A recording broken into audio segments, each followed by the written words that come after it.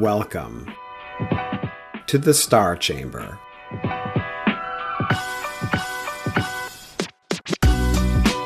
I'm Ryan Swayze, a retired Air Force Lieutenant Colonel and the founder and president of the Walk the Talk Foundation, a nonprofit that advocates for and advises currently serving and former military service members going through the arduous journey of administrative processes and investigations in our government.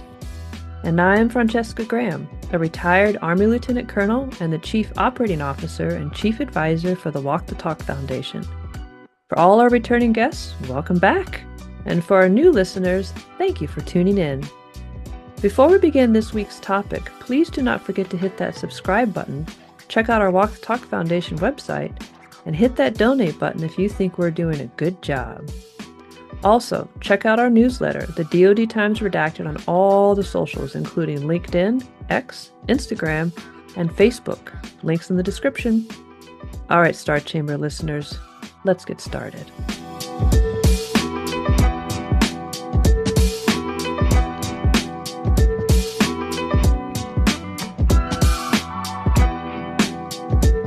Welcome back, Star Chamber listeners, to another great episode of the Star Chamber. Today we are joined by retired Navy Lieutenant Commander Amy Zaycek. She is a retired Navy Nurse Corps officer, currently transitioning to civilian life with a desire to expand her career into the world of sports diplomacy, which I'm kind of curious to hear about at one point during the podcast, if you don't mind there, Amy.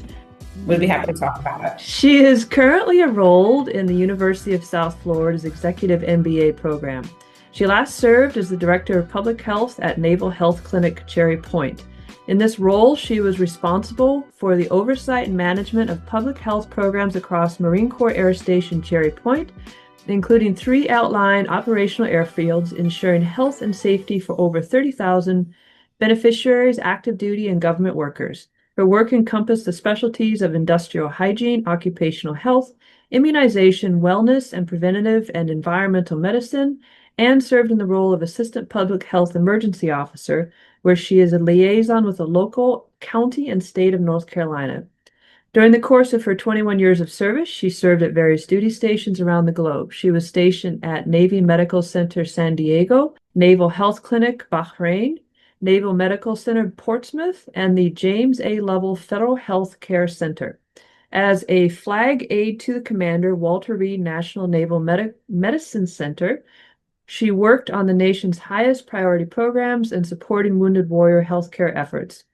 Operationally, Amy was deployed to Djibouti, Africa, and Helmand Province, Afghanistan. Amy also deployed in support of the Navy's theater security cooperation missions of Continuing Promise and Pacific Partnership, expanding global health initiatives in Central and South America and Asia. Amy graduated from the University of South Carolina, Columbia, South Carolina in 2001, earning a Bachelor of Science degree in biology. A Bachelor of Science in nursing followed in 2003 from Marymount University. In 2015, she received her Master's of Public Health from the University of California, Los Angeles, UCLA, with a focus in community health program planning and evaluation, and earned certificates in global health and emergency preparedness and disaster response. She furthered her education and in June 2022 graduated from the U.S. Army Command and General Staff College, Fort Leavenworth, Kansas, where she was awarded a Master of Arts in Military Operational Studies. During this time, she also completed a Master of Arts in Global and International Studies interagency track at the University of Kansas. Now, for our loyal listeners, I normally don't read that long of a bio, but I did it this time just because it's about a week or so after Secretary Hegseth's September 30th, 2025 talk, where he said that people who report misconduct are, what are they, Ryan? Complainers, ideologues, and poor performers. Yes. Amy, you don't sound like a poor performer. No, my God, I feel very inadequate with that. I CV. mean, wow. Seriously. Oh, man. It's pretty.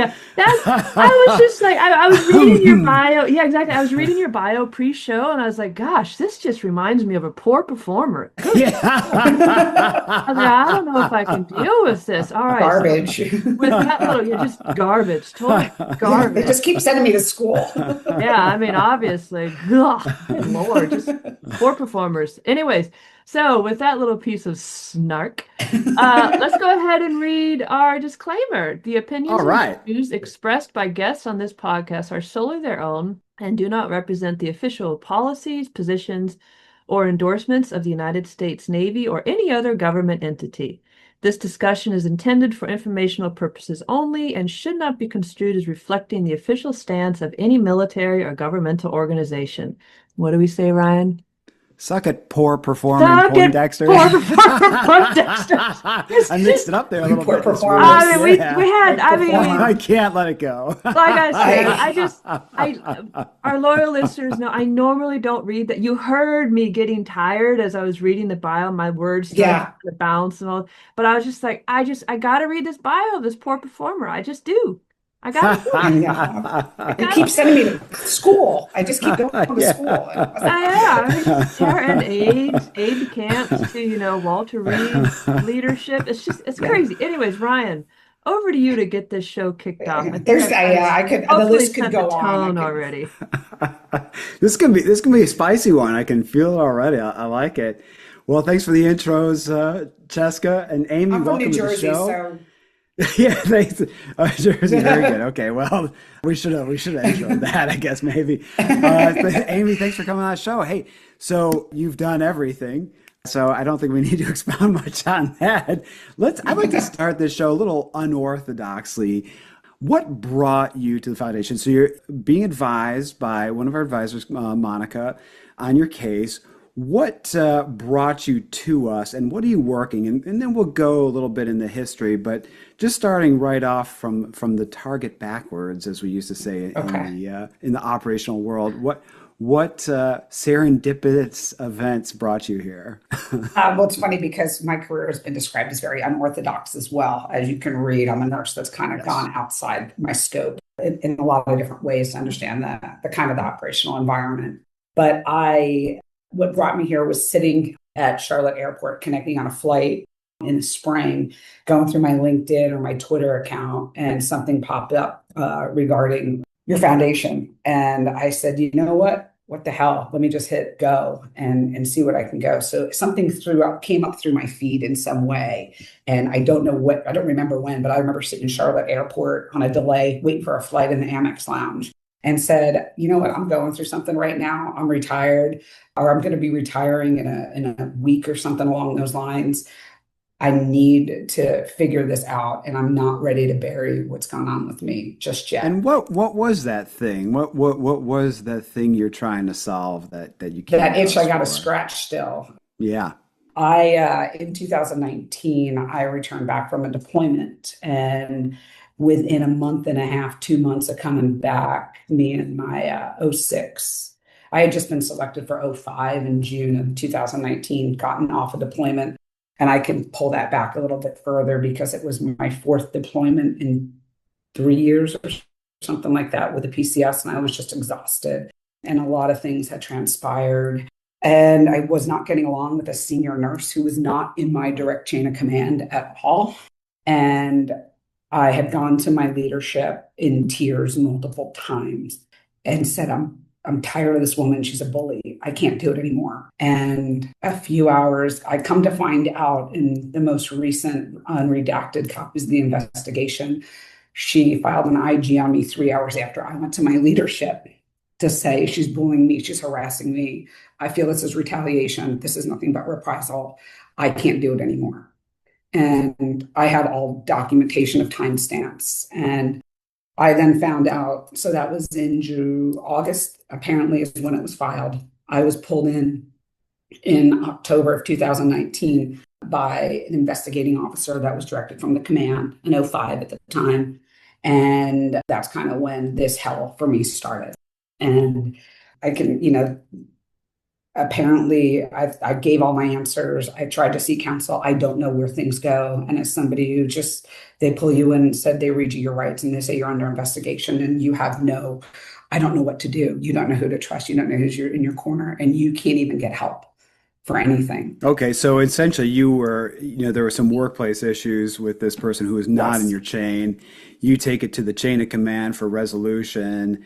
and she tries to preempt it essentially with a retaliatory or some sort of reactive inspector general complaint on you. Did they outline what the allegations were when the investigation started? Toxic work environment, all the buzzwords. I don't remember it off the top, but it was toxic work environment. I think kind of was, and then that pulls into conduct unbecoming. They said I think there was a racial thing into it as well. And they pulled me in. They just said, we want to ask you questions. And I kind of reached out to a friend that's a JAG and said, I don't know what to do. And she said, don't, just listen, ask, see if you can go talk to some counsel in defense. And then I went down to 32nd Street where the fence is, and nobody can really help me there. And somebody kind of called in a favor and said, this is what you should do, and asked for the questions ahead of time. And then I asked for the questions, and it was like a fishing expedition is kind of how I looked at it. And I went in, I answered the questions, and then that was the end of October, and I never heard resolution. And then in January, middle of January of 2020, I got a phone call from somebody that said, you're under investigation. And I said, excuse me? And they said, there's another investigation on you. And I said, okay. And they said, you're the last person we need to talk to. And I said, do I get witnesses? And this person, and the investigating officer said, no, you don't. You're the last person we talk to. We've talked to everybody that we need to already. And that's when I said, excuse me? And I kind of took a step back, lost my mind, went to talk to leadership because I had gotten moved at that time. And I talked to a friend that connected me with a lawyer, and he said, do not say anything. Or see if you can get a copy of your previous statement, because I knew nothing that was going on at the time. And other than there's another investigation. And he said, do not talk to anybody that's going through, like putting your head through a buzzsaw, because you don't know what you're going to say that you may contradict what you had said in October. And they refused to give me whatever I said in that statement from October. So was this another investigation then beyond the one that was, so there was an October one and then a January one? Correct. Okay. So the October one didn't pan out. So like, let's try another one in 3 months. Apparently nobody, but it just so happened that the 06, I had gotten, so it's kind of screwy here with the timeline. I had gotten called in September because she was under investigation. And I gave a statement about her. I didn't file the investigation, although in the second investigation, people made reference that I did, and that I was retaliating to her, which that wasn't the case. And I gave a statement, and I gave a 10-page single-spaced letter because it was the statement I gave. I was very emotional to the investigating officer. And then it sounded like when I read the second investigation, when I saw it years later, that it was a retaliatory response for me to give a statement about her. So she found out she was under investigation, and then and I never even got resolution for the first one. And then it went into, the same people filed the same thing on me, and you could see it. It was anonymous, and it was the same thing all over again. Okay. So that was playing out in January 2020. So we're recording this. This will probably air end of 2025. So that was 6 years ago now. So what? So I'm guessing there's a lot that transpired. Okay. Oh, it gets crazier. Dun, dun, dun. After these messages, we're not sponsored, so you can go right into it. So the January happens, I try to seek counsel. He says, don't say anything. Just sign your rights away. Just sign it. Just be done with it. Wow. And I didn't say anything, but I'm sorry. I moved forward 2 weeks. My name comes out on the scroll to promote to commander. I was selected in June of 19 to be selected for 05 commander. The scroll comes out, and I am due to promote February 1st. January 31st at 4:00 in the afternoon on a Friday, I get called in. You're not promoting tomorrow. Nobody had said, I got Senate approval. I was Senate confirmed to approve to promote. Yeah. So talk about a knife in the back. Who told you you're not being promoted? I was called into the legal office, and the legal office told you. Legal and said, promoted. Yeah, you're not promoting tomorrow. Nobody in my chain of command. The axis of evil. Okay. Nobody in the chain of command. No leader. No spines to be found. Okay. But I did go see my captain at the time, and he was furious about what was transpiring and how this went. And I have a statement from him. He was furious, not my commanding officer, but my senior nurse leader told me at the time, who was in my direct chain of command. Oh, okay. So I waited. I went through the rigmarole of things.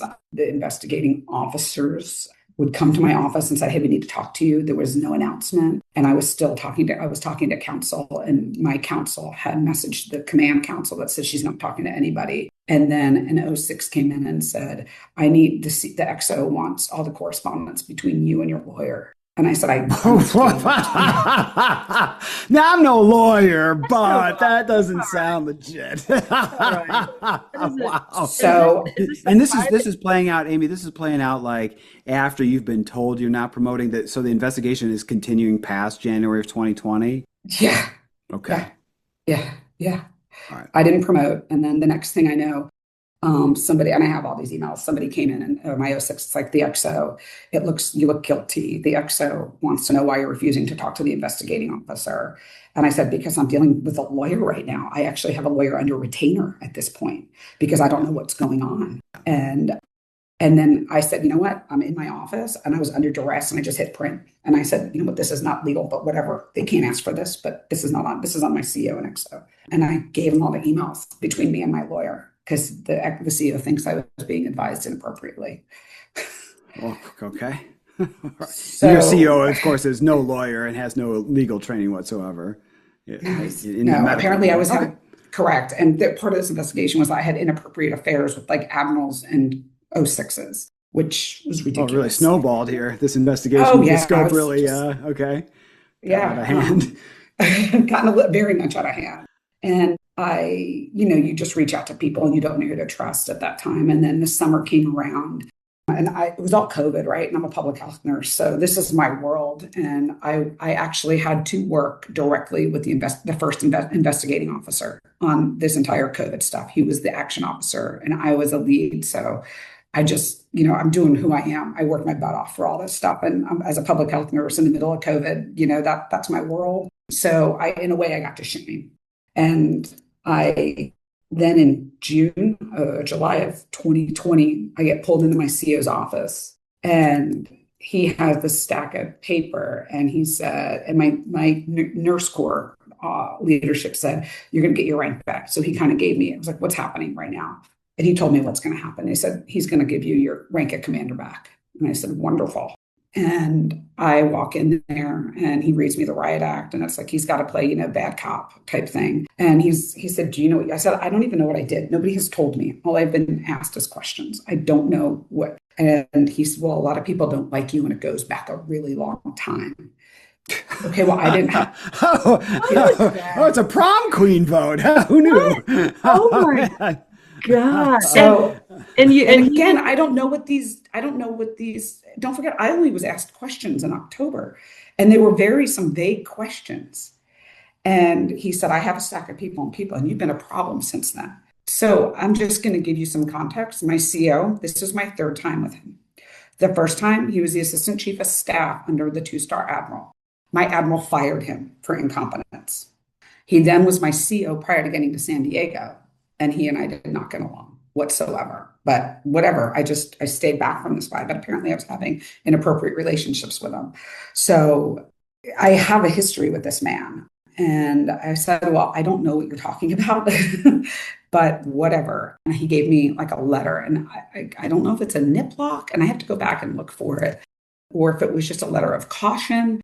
And it was my understanding that letter would not leave the command. And that's kind of what I was told. That, all right, just sign this, you're a bad person, that when you were on deployment, that you were causing problems with foreign leadership. And the lawyer, I give the lawyer a heads up, and he said, just sign it and walk out of there, and then we can, go from there.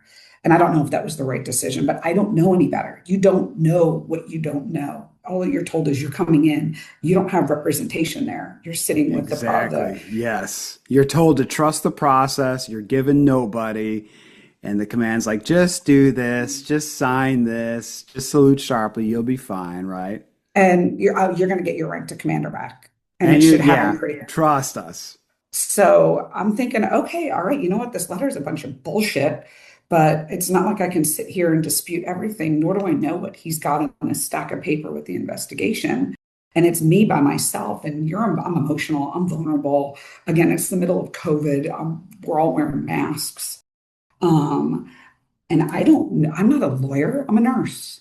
And you're right, you trust the process. And this man's telling me I'm getting my rank back. So fine, I'll sign the paper. I can be like, you know what, this is all bullshit and wrong, sir. And then God knows what rabbit hole that's going to lead me down. So I signed this paper that looks like that made me out like a monster. And again, I don't know what's in the investigation. It's just random questions that were a fishing expedition that I can go back from October that made me out to look like a monster from a deployment that happened where I was only in charge of something in the Philippines for 2 weeks and something in charge in Lemoore for 2 weeks, or not more, in Timor-Leste. So it's not like this, but apparently this is this broad brushstrokes of my entire career that everybody went out to go, hey, you know what, you were mean to me or something like that. I don't know. So again, I don't know anything. Amy, when Excuse you me? just a couple things for clarification. When you were first put under notified in October of 2019 that your investigation, were you advised of your right to military legal counsel since you're the subject of an investigation? No, I was not. And you said a little bit earlier that you went to military legal counsel and you said they could not help you. I think I heard that. Is that correct? Yeah, they said, yeah, we can't really help you. I made a phone call to a JAG friend that connected me with somebody, and he kind of like gave me some advice off the cuff. But I didn't, I went to 32nd Street and it said that you haven't been charged, so we can't help and represent. Okay, even though you're the subject of an investigation, which you are Correct. by regulation, you are actually authorized military legal counsel if you're the subject of an investigation. Just normal. And then so But I they don't know these things, oh yeah, no, right? of course you don't. I mean, no. Oh yeah, oh Nor absolutely. are they going to tell you. Yeah, nor No, are they going to but tell you, nor are they going to I give went, you documents that say, hey, here are your rights as the subject of an investigation, blah, blah, blah, blah, right? And then, so then when they were talking about the communication between you and your lawyer, this was your lawyer that you paid for, is that correct? Out of your own money? correct. Okay. And then when you had that meeting with the commander and he was telling you, just go ahead and sign this, no big deal, you'll get your rank of O five back, or you'll be able to pin O5. Yep. Commander advise you or anybody advise you beforehand that since this was the readout of an investigation, that you are authorized to have your lawyer present with you, either on the No, phone or in person? no. Okay. And I don't even know if my lawyer was even allowed to, could be there because I think he was at court or traveling or something like that. Well, yeah, but they're actually required. If you request to have your lawyer present, they're required to coordinate the schedules to make it so your lawyer can be present. That's just Yes. either telephonically or video streaming or in person. They're required to do that. And then when you said, just for clarification for the audience, you used an acronym a second ago. I just want to make sure everyone understands what that is. NIPLOC, what is that? Non-punitive letter of caution. And for both a NIPLOC and, because these are Navy things, NIPLOC and a letter of concern, Yep. theoretically, neither one of those raise to the level of a GOMAR, which is a general officer memorandum of recommend, or a letter of reprimand Air Force wise, like a general officer letter. They're more at the O6 level letter of reprimand, right? Correct. And they just stay at the command and get destroyed after you leave, and they don't follow you, nor go Right. into And there's your record. right. So O6 level of concern letters typically stay at the local level, and then general or admiral level letters, that's where you really get into this conversation as does this get filed in your record, or does this just stay at the local command and then move forward? So you were given an O6 letter of concern, censure, That's nipple. what I think it was. I have to go back and take a look at it. I thought it was a nip lock that was not, and I thought they said that this doesn't follow you. I don't have it with me now, Right. So but I basically can they just told clarify you that exactly what that is. so you did not pass the beauty queen contest. People don't like you. And here's your local, brain screw real quick. And you've been under investigation for about 6 months and you haven't even seen the results of the first investigation at this point. And were you ever given as a field grade officer, were you ever given the opportunity to respond to or basically respond to the information from the investigating officer prior to the commander making the decision and issuing you this letter of reprimand or whatever it was? No, and when not at all. And I had so what the Navy, I guess, how the Navy works is that my promotion was put on delay on January 31st, and that because I was promoting, it had gone up to Navy Personnel Command PERS, and in order for me to get the flag removed, this whole package has to bounce up that up to them. And I was then told that the Secretary of the Navy is the only person that can give me my rank back. So it had to go through the process of the Navy Personnel Command. And that's when and that was now 2020. And I was able to give a rebuttal, but I wasn't even provided, and that's the whole thing, I wasn't provided with the investigation. So I didn't know what I was rebutting. Right. But I was able to put a statement together that went to Navy Personnel Command. And this is after you signed that June, July time thing. I had a week to put a letter together and get it back to the legal office at the hospital. Right. And what's also astounding about this is that some local judge advocate dude can turn off your promotion seemingly, but then the secretary's the only one that can turn it on, even though it's already been vetted and Senate approved, huh? Crazy. Correct. Correct. I think the other thing that's wild is that I never, even in the first investigation, I gave about 20 to 30 witnesses that can dispute some of the questions that I was being asked, and not one of those people were ever interviewed. What? None of your corroborating witnesses were interviewed? Whoa, look at that. Yeah. Oh my God. Where have we seen that? Oh, every case ever. Oh man. Yeah. And then we know that if you had interviewed them yourself for your response, that you didn't know what you were responding to, and provided those statements that you interviewed yourself, then not only would you have had to spend thousands of dollars on your lawyer, you also would have probably had another investigation launched against you for reprisal or retaliation. Not that we've ever seen that before. Okay, back to you, Brian. All right, so that's a good detour. Thank you, Cheska. So now we're about summer 2020. You've been read the riot act. You're like, you're a terrible person. Sign this and admit it. So you do, and they're like, okay, you're getting your rank back. We promise. Once the secretary says so. All right, catch us back up post summer 2020 now. And by the way, I'm leading the command through COVID-19. Okay, yes. And all of it. and we've had on other shows, other Navy officers tell us what a S-word show that was. That was for you, Cheska's mom. I didn't swear. All right, so so it's now COVID. Side by side. Yeah. And your package is now this package that says, hey, she's good to go now for commander promoter. It is in fact on its way up, or is that just a lie? I was told it was, right? So, okay. And they said, oh, it might take, and because the CO was like, it should happen in a few weeks for the secretary to get to it. Yeah.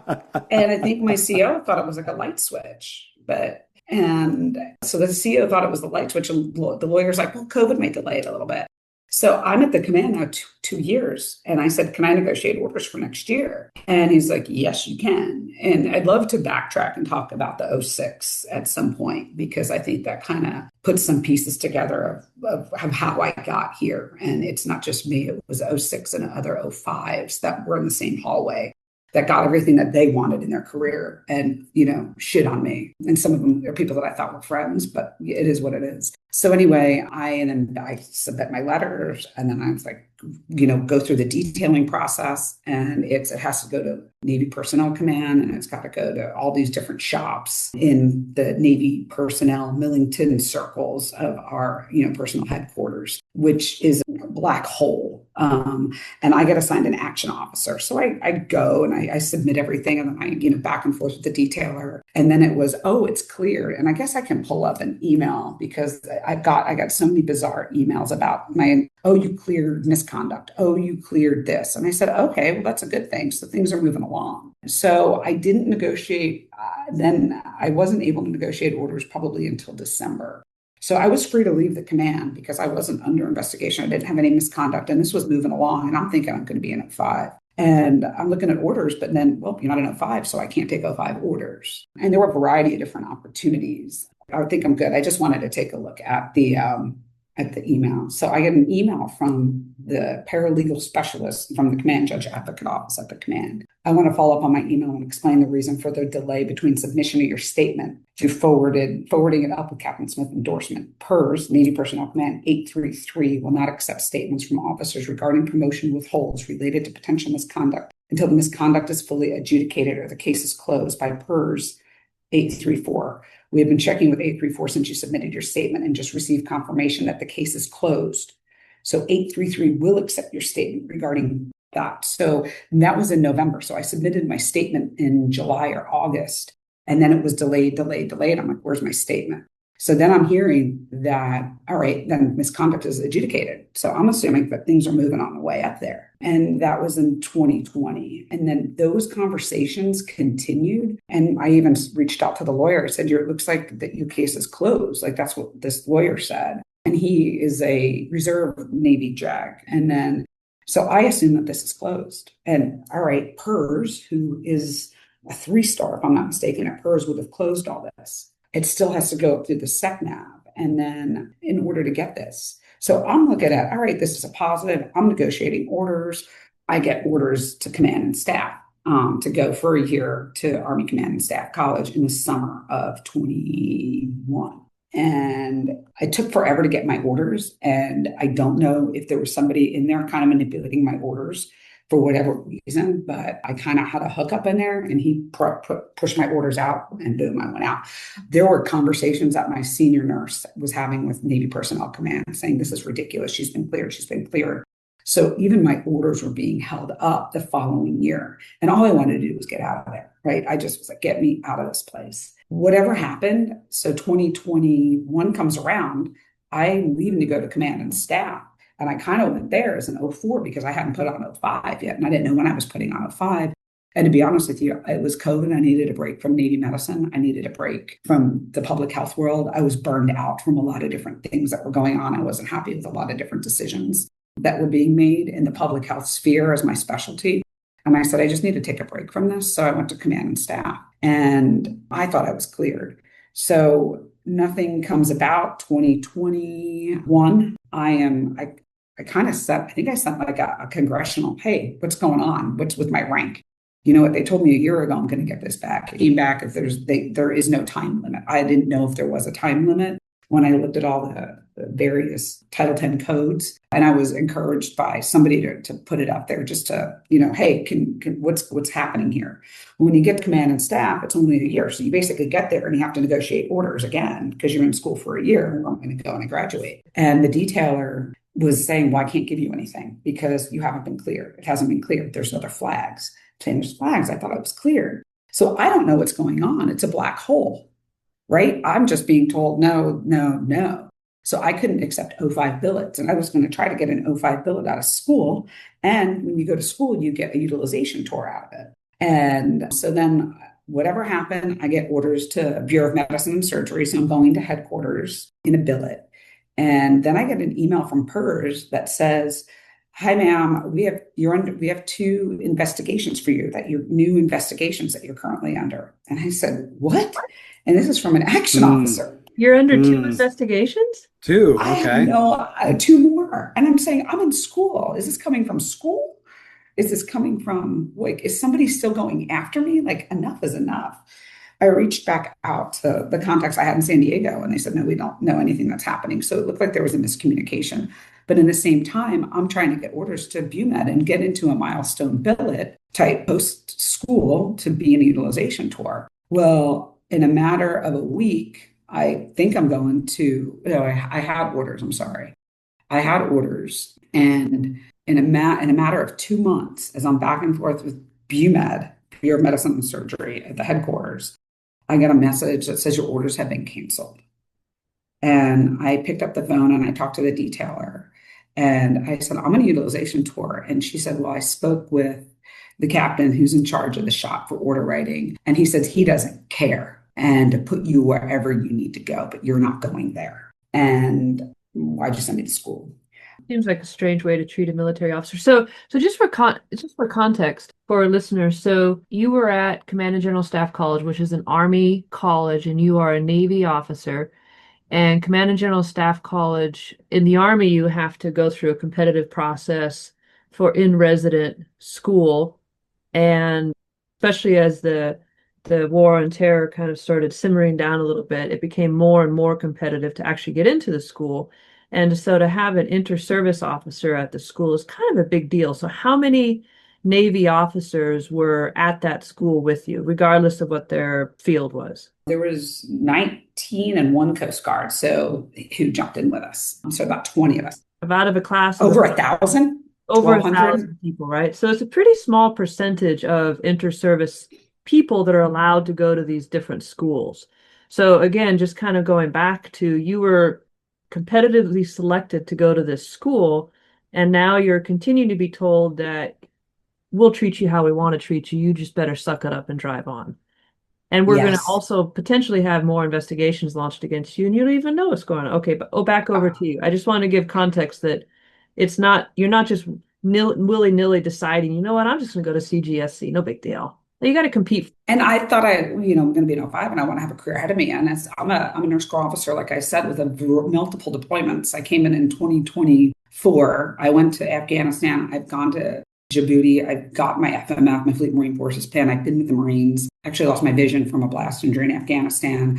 I've been doing a lot of the theater security cooperation. And in those jobs, I didn't think I had a larger understanding. All I saw was healthcare, and it was a very small aperture. And I really wanted to widen it as I was increasing in rank to look for opportunities to be the dirtbag that I am. And I thought, getting JPME done, having that knowledge was important. And at the same time, I picked Army Command and Staff versus Navy versus Air Force because I liked the program that KU had where I could get a dual degree and get my master's of global international affairs and take off. As somebody in public health that's done all this global health work, I feel like I really missed the boat. And I just saw one thing, and that was health, instead of expanding it out and understanding what really goes on at the COCOM levels. And I wanted to be that person. I wanted to go into one of those jobs and move my career into that world. So I just didn't do it to sit around either. I did it, for career advancement, which I thought we're supposed to be doing. Right. So now are you at your utilization assignment, or are you being told, are you still at school and you're being told there's 2 investigations, potentially? I'm being told, yeah. And I'm being told all that. Then my orders were canceled. And it just so happened that my orders were canceled at the same time that PERS reached out and said, would you have a week to make a statement regarding, we're moving this up in PERS. Here's the investigation. You have a week to make a statement. And they handed me a redacted copy. So now I get to see the investigation, but it's redacted. But it was the one that stemmed from Yes. mid-late 2019? Okay. Correct. So that's the one that's still percolating in the system now. And here's a heavily, probably overly redacted copy. Go ahead and rebut pages of black blocks in a week. Go. Correct. Yeah, go. While I'm in school. Perfect. Okay. Hurry up. And if you miss the deadline, you're not getting promoted. Okay, good. Correct. So I connected with a JAG officer friend, and I was like, let me just, and he said, hey, this guy can help you out. And he kind of took my case on in a pro bono help out type way. And he's retired 06, and he busted his ass with me. And in that week time, I got 50, because I looked at it and there was no statements about me. And I got to read things that were just awful about me, that were untrue. And, you're trying to get through it and your emotions kind of take over and you're not. Oh, and I'm sorry. I mean, just to go back to this exercise of stupidity here, the investigations had already closed out. Yeah. And everybody was on the same page that they're A, closed out, and then B, secretary dependent, but you would be approved to promote. So what are you doing now with this rebuttal? Who's asking for this and why? Some Lieutenant JG from Navy Personnel Command. Perfect. Okay, perfect. And love it. Telling me that I have a week to rebut. You got a week to rebut an investigation that's closed, that was unfounded. Okay, so you bust your ass, you get it done. That goes, and this is 22. So he can get promoted. We're now at like 3 years, right? We're right over the 2.5 years. I'm keeping, that'll be a point in the conclusion remarks here, but yes. Okay, so you send it and you rebut it. I did the best I could, and I got 50 people to write statements to do their best to rebut it. That's really good. And to put a character of who I really am. None of whom were interviewed in the initial investigation. No. And a lot of it is very telling and rebutted a significant amount of that. And then I'm reading stuff that I was a meme. I like one person, I could figure it out. Oh, I was with her in Bahrain in 2008. We overlapped. Okay, so And all that gets sent off, and the yeah. rebuttal is off. Okay, so So the Lieutenant JG, that's an O2, I think, sailor. yeah. He's got all his stuff. His suspense is met, and now you're like, okay, that was the last thing. Now for Yeah. sure, I'm getting promoted. Okay, then what happened? So, and then my orders were canceled around the same time. Like everything is like my world is upside down. And meanwhile, I'm a nurse corps officer doing X's and O's, offensive defense in the Army, learning a new language. So my orders were changed, and I got a phone call that said, you only have three options: Cherry Point to go be a public health nurse, Lejeune, or Camp Pendleton. And we're not sure if they're going to accept you there. And I'm saying, But this, okay, and this is all discussion contingent on, look, you're not getting promoted, so here are the only assignments, maybe. But again, nothing was founded. So they're basing this all on something that didn't exist, except for the fact correct. that you're not promoted. You're still an O4 lieutenant commander.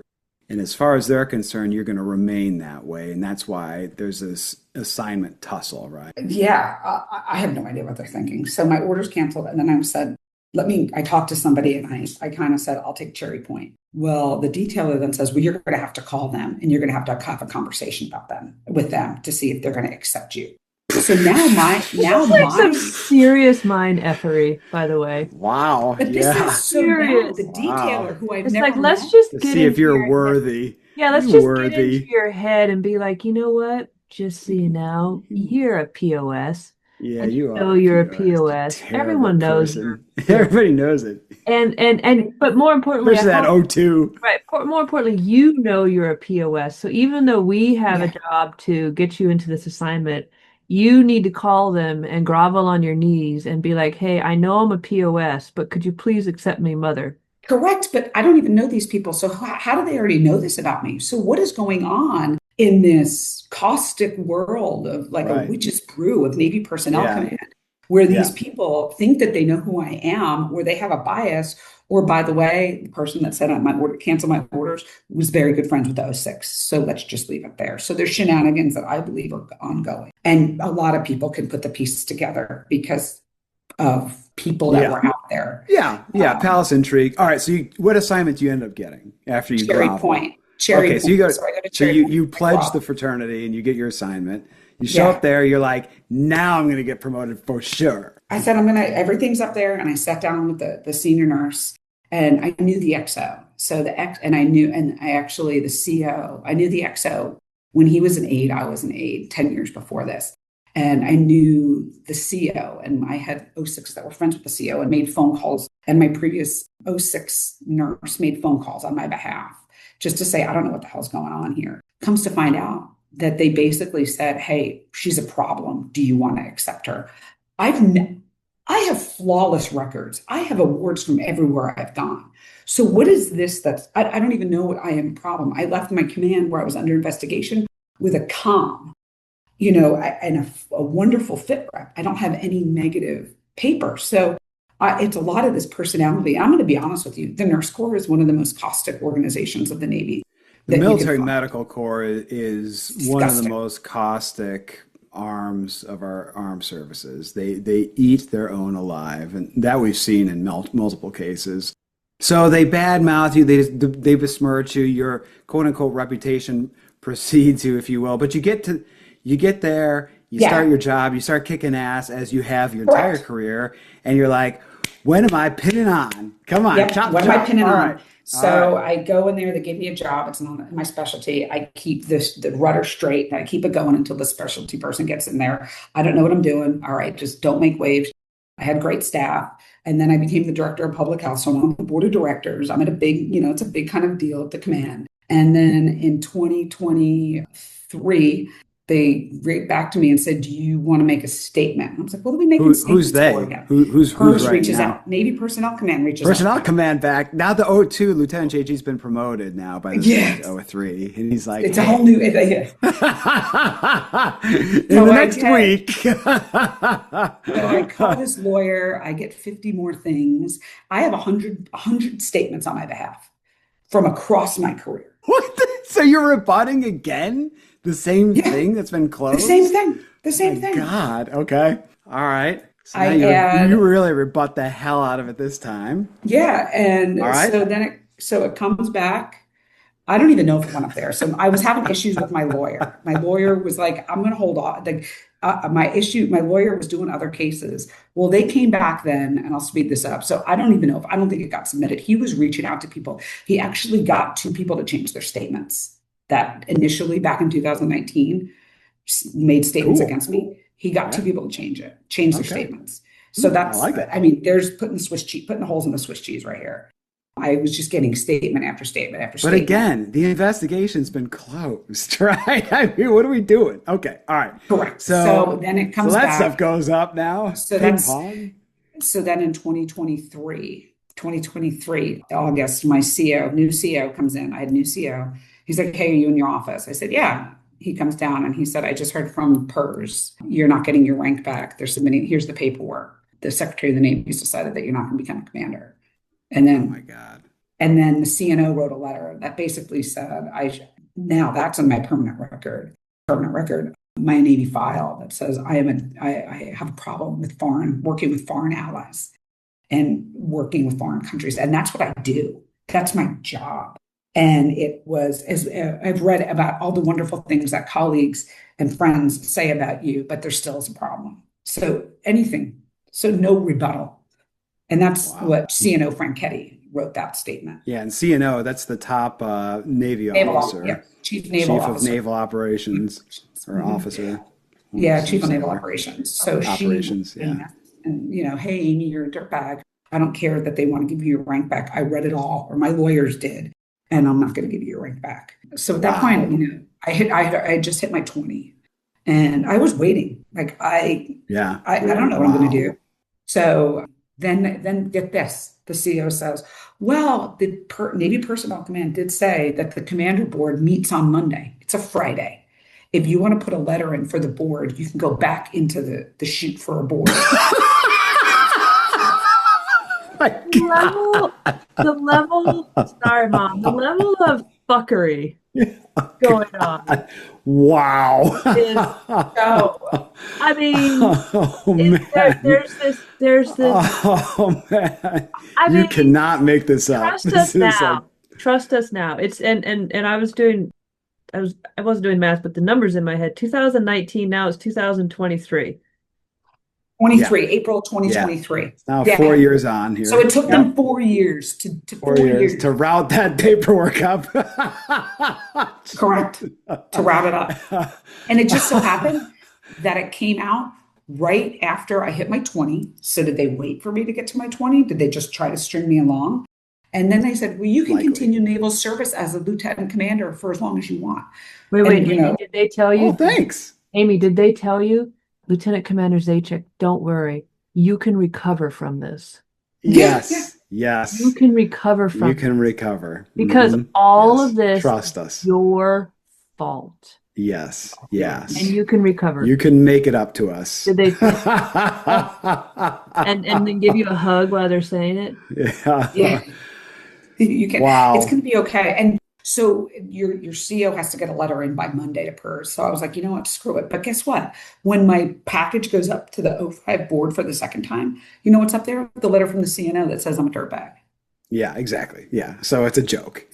So you don't get promoted, clearly. You did it. You fired it off, right? You're like, F you, F all of you. PERS. Yeah.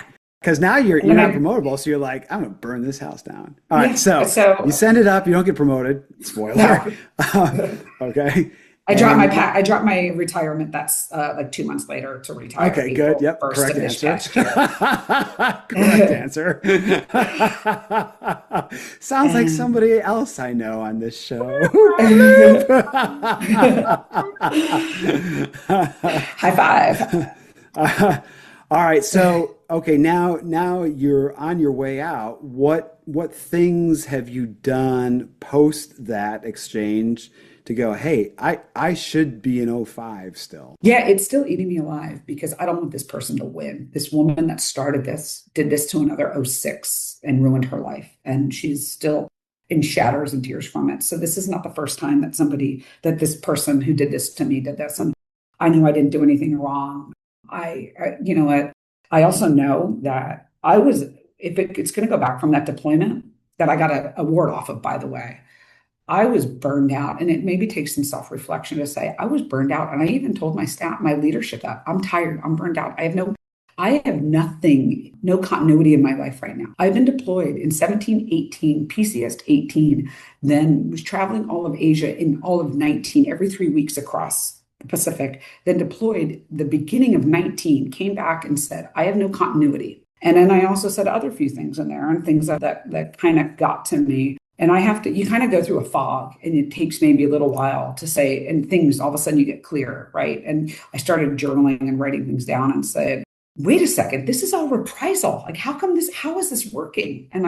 So then I just like, let me retire. Let me do a skill bridge. And then the spring came around. I'm hitting retirement at April 1st. I found you guys and I said, you know what? I have 5 years to go to a board of corrections. I'm going to just throw it out there, and I need some help. And the lawyers really have helped to me, to be honest with you. And they weren't understanding. I don't know. I don't feel like they were understanding the holes that I was giving them. Of like, what don't you see here? It's clear as mud. Like, stop speaking legalese. So that's how I kind of fell into you guys. I pushed something out there, and I spoke with Stephen Simons, and, I had a wonderful conversation, and he kind of gave me you know what, I need to do this talk. And I sat down and I thought about it, and that's where I'm at. And then I've just been it's been crazy, to be honest with you. I'm enjoying retirement for a second. I started a program, and I need to sit down and do some more reflection and I've been working with Monica since June on this. And she's kind of given me some guidance, and I just have to write my board of naval corrections a little bit tighter. I gave her a draft in August, and I'm going to be honest with you, I haven't been in one place for more than a week since middle of August, just back and forth and moving. So this is my call to action for myself. I love it. I love it. So Amy, I got a few thoughts on life here about your case, and then I'll pass it to Cheska. There's been a lot of discussion as of late in terms of the weaponization of the IGEO, so Inspector General, Equal Opportunity, Command-Directed Investigation, et cetera, in the weaponization thereof. Your case, it's a great exemplar to discuss because at face value, it was weaponized against you. Somebody threw out a frivolous, really, complaint to disparage you and besmirch you and to kind of get ahead of the narrative, it sounded like you had from this inter-office rival, so to speak. And it did derail you, right? So at face value, one could say, all right, look, there was this IG complaint that had no basis, that had no merit, and it derailed your career. Now, here's what I offer the audience. Number one, there's two problems in the IGEO and administrative investigative system overarching, and that is investigations are not done professionally by professional investigators. You have some amateur hack, and he's not trained, and he's underqualified, whether it be an inspector general or an investigating officer who's some rando. Yeah, it just so happens that during this investigation, I was shadowing with his wife. His wife and I would have been competitors as O5 public health nurses at the same command. Sounds highly inappropriate. Okay, so there's also that. So it's wrought with unprofessionalism. That's root cause problem number one. Number two is you can have the crappiest investigation ever, but at the end of the day, the people pulling the strings or who could advocate you or not are commanders. So the first event, when you're told you're not going to be promoted, that was told to you by some random lawyer who is not in any position of authority to make those decisions, let alone let you know, right? It was some random judge advocate on a staff on a Friday going, sorry, you lose. Where's the commander in that? That's a rhetorical question, but that's the point. And then talking about the commander, I mean, the Navy commander looks at everything and goes, yeah, you know what? Like that. Also, and this also kind of floors me, is that how you can board and then be Senate approved, like every officer's promotion is, and then some yahoo at a local level can switch it off, but then the Secretary of the Navy has to switch. That's just an aside. The point of this is that there's two facets to your case that are the underpinnings of this weaponization. That is just amateur investigations overall across the board, whether it's trained, air quotes, IGs, that's 4 business days, or investigating officers who received zero training. Okay. Zero training. He was an occupational health doctor. Yeah.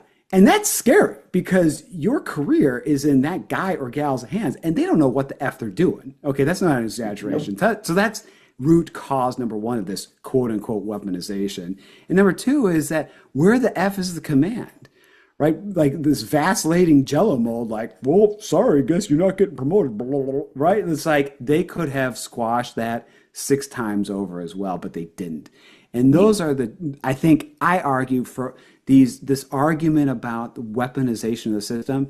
It's because commanders, just like in your case, have deferred command to the JAG Corps. Right? It's like, well, you just tell me what to do, and you just pull the strings. I'll sit there as the puppet, and they have forfeit the responsibility and authorities of command by extension. Yep. Oh, it's true. And that's why I was like, this is being weaponized against me. And I also want to say, I'd love to bring up how a lot of this started is that I brought a lot of things up to the command that they were doing that was wrong.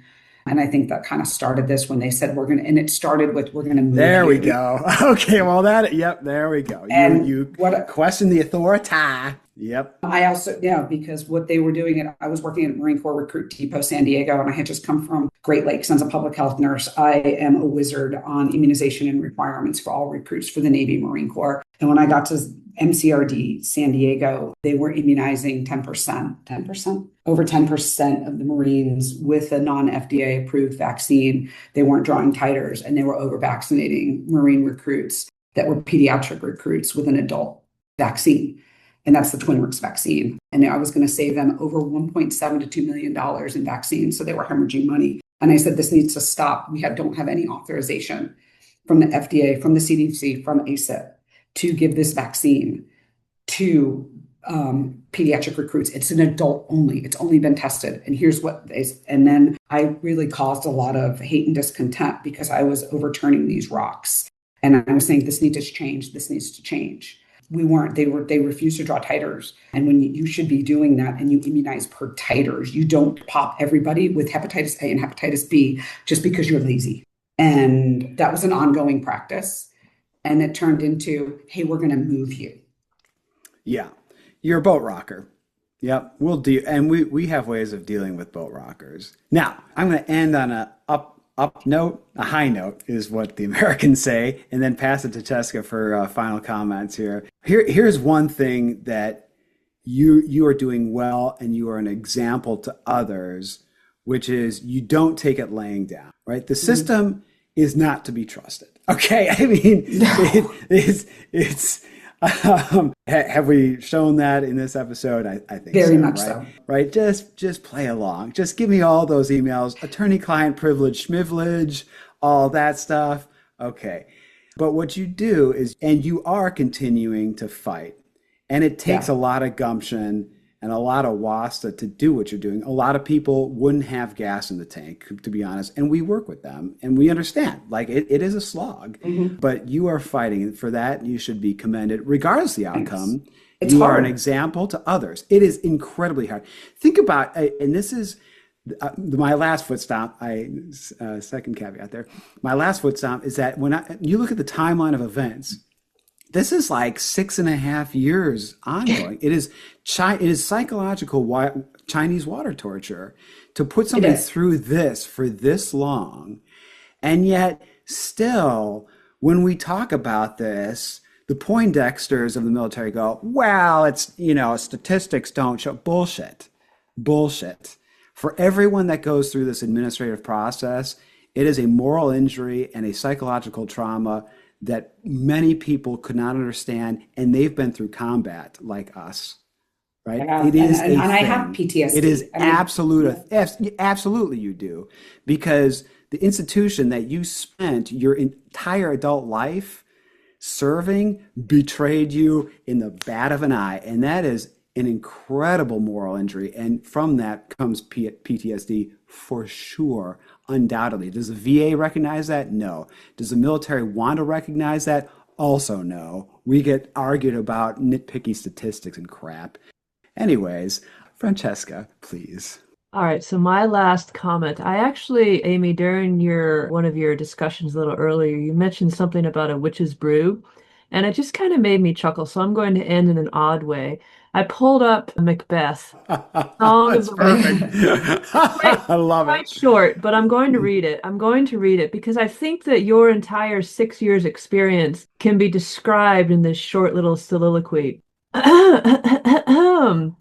Double, double, toil and trouble, fire burn and cauldron bubble, fillet of a finny snake in the cauldron boil and bake, eye of newt and toe of frog, wool of bat and tongue of dog, adder's fork and blindworm's sting, lizard's leg and howlet's wing, for a charm of powerful trouble like a hell broth boil and bubble, double, double, toil and trouble.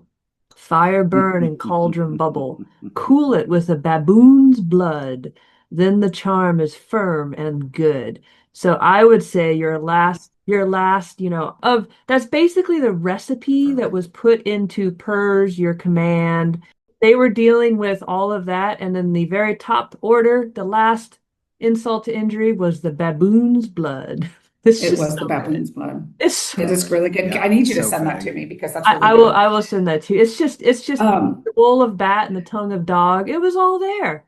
it's all All of there. it was there. Yeah. So over to you, Amy, for any closing comments and vision, hope, and happiness for the rest of our year for the I agree 100%. And I think that that's a wonderful quote. Like I said, I need to like put that on the background somewhere and just look at it. But I know what I didn't do. And I know that it was part of me, that whole investigation was a lot of kind of what Eddie Gallagher went through with the fratricide with a bunch of JOs that might just, that they're all and they were all in a signal chat. And God forbid I held them accountable on the deployment, or they didn't get what they didn't want and didn't get an award. And I think that's kind of where something started. But I'm just going to fight forward because I know what's right and what's wrong. And when you're having a bad day going through this, I just have to go back and read one of the 100 character statements that somebody wrote I about love me that. to know I love it. I'm not that person. And there's a lot of evil people out there in the military that will just put knives in your back. And actually, it was hard because I went to my leadership and you have to be vulnerable. And I said, I'm burned out. I'm tired. I deployed. At one point, I'm sorry, I was the highest number of deployment days in the Nurse Corps because you can pull that up. And I got back from the deployment exhausted with no continuity in my life.